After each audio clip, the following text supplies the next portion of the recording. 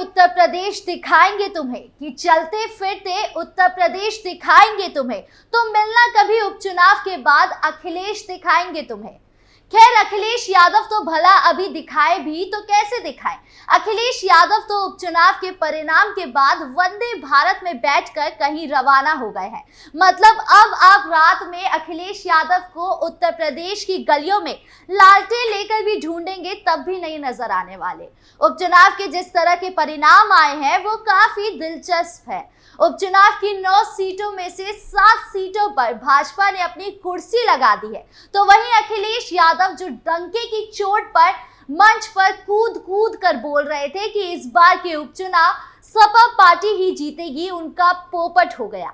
यानी Sapa party UP की 9 सीटों पर हुए उपचुनाव में ऐसे साफ हुई जैसे किसी ने हार्पिक डाल दिया हो। मुझे हंसी आ रही है ये याद करते हुए कि किस तरह अखिलेश यादव सोशल मीडिया पर एक्टिव दिखे। यहाँ तक कि उन्होंने चुनाव आयोग को काम भी खुद संभाल लिया, लगातार ऑर्डर देना, लगातार निरीक्षण करना कि कहीं उनका एक वोट भी इधर से उधर ना हो जाए। लेकिन जिस तरह के परिणाम आए हैं, जिस तरह से अखिलेश यादव आंखें गुरार के बैठे थे कि उनका एक वोट इधर से उधर ना चला जाए, बाद में ये परिणाम आए। मैं सोच रही हूँ कि अगर अखिलेश यादव इतना एक्टिव नहीं रहते तो उनका क्या होता। फिर तो उनकी पार्टी डिटॉल बन जाती।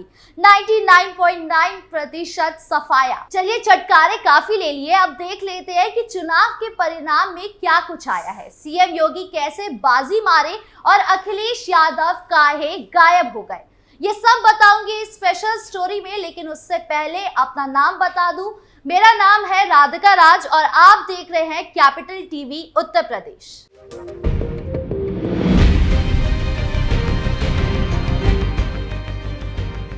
तो कहानी का नाम है उपचुनाव इनसाइड स्टोरी। इस इनसाइड स्टोरी में बताएंगे कैसे सीएम योगी का पॉसिबल हुआ मुस्लिम इलाके में बुलडोजर लेके जाना और कैसे सीएम योगी ने यूपी की 7 विधानसभा सीटों पर अखिलेश यादव के कंधे पर चढ़कर भगवा झंडा लहराया। तो शुरू करते हैं कहानी लेकर प्रभु का नाम, बोलिए जय श्री राम। पिछले लोकसभा चुनाव में अखिलेश यादव और उनकी पार्टी यूपी में जीती, जिसके बाद वो इतना नाचे कि कितना नाचे। लेकिन जब वो नाच रहे थे तो बुलडोजर पर बैठकर सीएम योगी उन्हें कह रहे थे कि अरे बुड़बक, इतना मत नाचिए, तुक्का लगा है आपका। लेकिन अखिलेश तो बोले तुम चुप रहो, मेरी वाली अलग है, यानी जीत।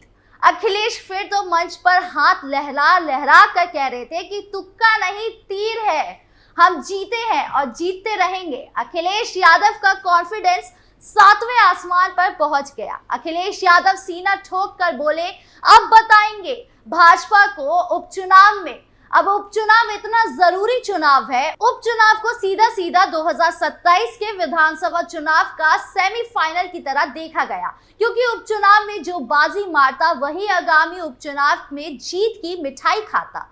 जहां एक तरफ अखिलेश यादव अपने लोकसभा चुनाव के जीत से बाहर ही नहीं आ पा रहे थे, या ये कहें कि अखिलेश यादव जमीन पर ही नहीं आ पा रहे थे, वहीं दूसरी तरफ सीएम योगी लगातार उपचुनाव की तैयारी कर रहे थे। और रैली करते हुए सीएम योगी के मुंह से बाण निकला जिसने उपचुनाव में विपक्ष का सफाया कर दिया। जी हां, सीएम योगी का हरियाणा उपचुनाव में बोला नारा कटेंगे तो बटेंगे इस तरह सामने आया कि भाजपा के लिए वो संजीवनी बन गया और विपक्ष के लिए वो जहर बन गया। सीएम योगी का नारा उपचुनाव में इतना सुपर डुपर हिट रहा जितना कभी राहुल गांधी का आलू से सोना बनाने वाला बयान भी हिट नहीं किया। इसमें कोई दोहराई नहीं है कि सीएम योगी का नारा विपक्ष के वोटों को चीरता हुआ गया। जहां सपा केवल 2 सीट ही बटोर पाई, वहीं बसपा तो दूर दूर तक अपने हाथी के साथ दिखाई भी नहीं दी। यानी सुस्त हाथी यूपी उपचुनाव में एक्टिव तो हुआ, लेकिन सुस्ती के कारण एक सीट अपने खेमे में नहीं कर पाया। तो वहीं यूपी के 2 लड़के का भी मजाक बन गया है। अखिलेश यादव 7वें आसमान पर इतना चढ़ गए कि अखिलेश यादव ने पहले ही उम्मीदवार की घोषणा कर दी।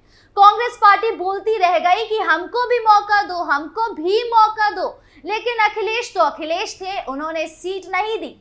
जिसके बाद सपा पार्टी अकेले उपचुनाव मैदान में उतरी और फिर ऐसी हारी कि कांग्रेस भी हंसने लगी। बोली अब भुगतो।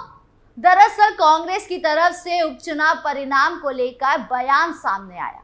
कांग्रेस महासचिव मुकुंद तिवारी ने कहा कि विधानसभा चुनाव में कांग्रेस को सीट नहीं देना सपा की भूल थी। उन्होंने कहा कि आधी सीटों पर कांग्रेस के सिंबल पर चुनाव लड़ते तो नतीजा कुछ और होता।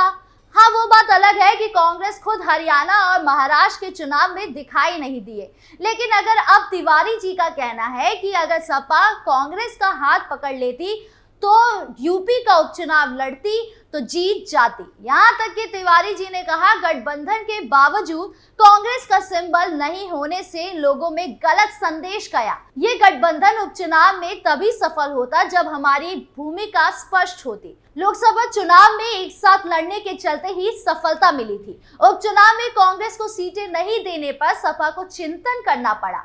चिंता का तो पता नहीं, अब कांग्रेस भी अंधों में काना राजा बनती तो यकीनन जो सपा 2 सीट जीत पाई है वो भी नहीं जीत पाती, तो जरूर एक चिंता का विषय जरूर बनता। चलिए अब जान लेते हैं कि यूपी उपचुनाव के परिणाम क्या आए हैं।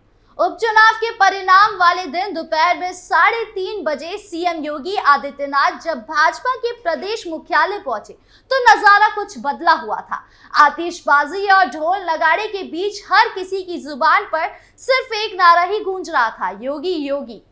उपचुनाव में 7 सीटों पर बड़ी जीत के बाद हर तरफ मुख्यमंत्री योगी आदित्यनाथ ही चर्चा में है। वजह यह कि उपचुनाव की कमान उन्होंने खुद संभाली थी। कई महीने पहले से उन्होंने चुनाव की तैयारी शुरू कर दी थी। उसके बाद उन्होंने 30 मंत्रियों की फौज जमीन पर उतार दी। हर विधानसभा क्षेत्र में उन्होंने खुद कई सभाएं और रोड शो किए। वो लगातार समीक्षा और समन्वय बैठक कर पल पल की खबर लेते रहे।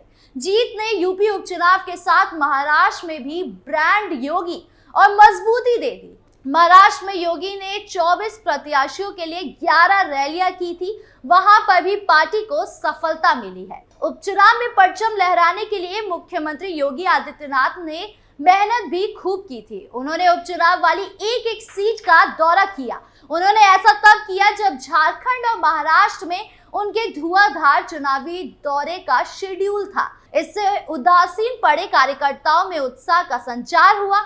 लोकसभा चुनाव में उनकी उदासीनता का खामियाजा भाजपा देख चुके थे, इसलिए शायद ये भी वजह थी कि लोकसभा चुनाव में उम्मीदवार योगी की पसंद के नहीं थे। इस बार ऐसा नहीं हुआ। योगी ने उम्मीदवार के चयन से लेकर उनके प्रचार तक में महत्वपूर्ण भूमिका निभाई। नतीजन 7 सीटों पर वो समाजवादी पार्टी के उम्मीदवारों को रोकने में सफल रहे। जिन 9 सीटों पर उपचुनाव हुए थे उनमें से 4 सीटें सपा के पास थी तो बीजेपी के पास 3 सीटें थी। आरएलडी और निषाद पार्टी के पास एक सीट थी। करहल, सीसामऊ और कुंदरकी विधानसभा सीट लंबे समय से सपा के कब्जे में रही थी। इस बार इनमें 2 सीटें करहल और सीसामऊ ही समाजवादी पार्टी के खाते में गई। करहल सीट भाजपा ने सपा से झटक ली। कुंदरकी सीट पर 2007 में बसपा जीती थी और उसके बाद से सपा लगातार यहां से जीत दर्ज करती रही है। भाजपा ने गाजियाबाद, फूलपुर और खेर सीट पर फिर जीत दर्ज की है। पहले भी ये सीटें भाजपा की थी। एक सीट आरएलडी ने जीती थी। आरएलडी को भाजपा ने समर्थन दिया था। कुंदरकी सीट पर भाजपा उम्मीदवार की जीत इस मायने में खास है कि ये मुस्लिम प्रभाव वाली सीट मानी जाती है। सपा ने मुस्लिम कैंडिडेट भी उतारा लेकिन जीत भाजपा के खाते में चली गई। अब नतीजे आए हैं तो हर तरफ योगी की चर्चा तो हो ही रही है। कुछ सीटें तो ऐसी है जहां भाजपा को दर्शकों से जीत का इंतजार था। कठेरी में करीब 3 दशक से अधिक समय से इस सीट पर भाजपा को जीत नहीं मिली थी, जहां निषाद ने सपा पार्टी शोभावर्ती वर्मा को लगभग 34,000 के मतों से बड़े अंतर से हराया। कुंदरकी में भी पिछले कई चुनाव में सपा का कब्जा था। इस बार ये सीट भी भाजपा ने सपा से छीन ली। भाजपा उम्मीदवार रामवीर सिंह ठाकुर ने सपा के हाजी रिजवान को काफी बड़े अंतर से हरा दिया। अब चुनाव में सीएम योगी जीते हैं तो साफ है कि तौरा और तेवर दोनों ही आसमान छुएंगे, लेकिन सीएम योगी अखिलेश यादव वाली गलती नहीं करेंगे। आगामी विधानसभा के चुनाव की तैयारी सीएम योगी ने शुरू कर दी है। जहां एक तरफ भाजपा दफ्तर के बाहर ढोल नगाड़े और मिठाई बांटी गई, वहीं दूसरी तरफ सीएम योगी अगले चुनाव के लिए एक्टिव हो गए हैं। सीएम योगी लगातार बैठक कर रहे हैं। ऐसे में उपचुनाव के परिणाम के बाद अखिलेश यादव के भी बयान सामने आ रहे हैं। खैर, अब वो कुछ भी बोले, क्या फर्क पड़ता है। फिलहाल इस कहानी में इतना ही। कैसा लगा वीडियो कमेंट बॉक्स में जरूर बताएं और यूपी की तमाम बड़ी खबरों से जुड़े रहने के लिए देखिए कैपिटल टीवी उत्तर प्रदेश। नमस्कार।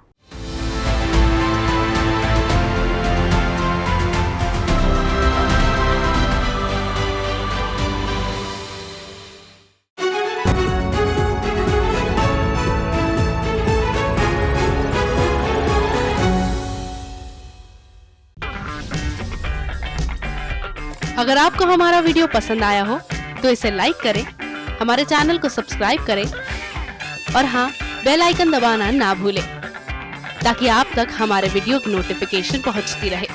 आप अपना सुझाव हमें कमेंट बॉक्स में दे सकते हैं। हमारे साथ जुड़ने के लिए शुक्रिया।